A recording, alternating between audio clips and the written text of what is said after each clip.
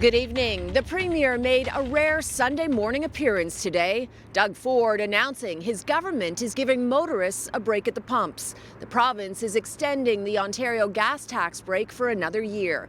It's part of his pre-fall economic statement that's being unveiled tomorrow. More on that in a moment, as there were so many more issues for the Premier to address, starting with the reignited debate over masking. Wear a mask every time possible. Number one. Number two, get a vaccination shot, and if you haven't already received yours, and get a flu shot. Tomorrow, the province's chief medical officer of health is expected to say the same thing and recommend masks, but stop short of making them mandatory.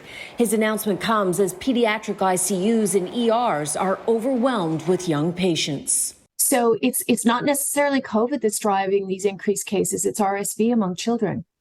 Oh, yeah. I mean, if you look at COVID-related hospitalizations among children in Ontario right now, the rates are actually pretty low.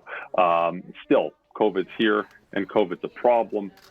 It disproportionately impacts older populations. RSV is a virus that impacts the lungs and respiratory tract. It's a nasty infection. It's a very common cause of pediatric illness and pediatric visits to emergency departments. So masking would help not only with COVID, but with RSV and flu. Oh, yeah. I think it's extremely important to recognize that, masking is non-denominational. Premier Ford defended the decision to not make masks mandatory, saying once again he is relying on his chief medical officer of health for advice. What I heard from the docs yesterday, a big problem are the kids that aren't in school, the 4 and unders.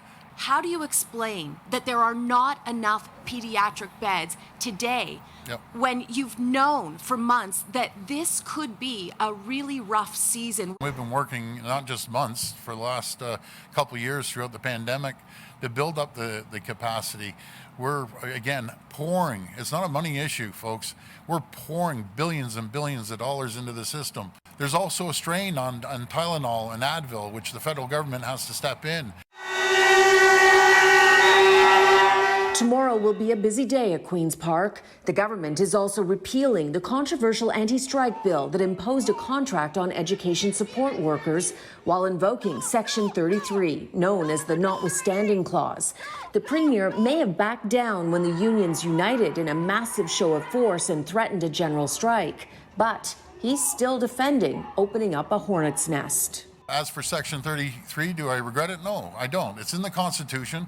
It's a tool that is used by provinces across this country.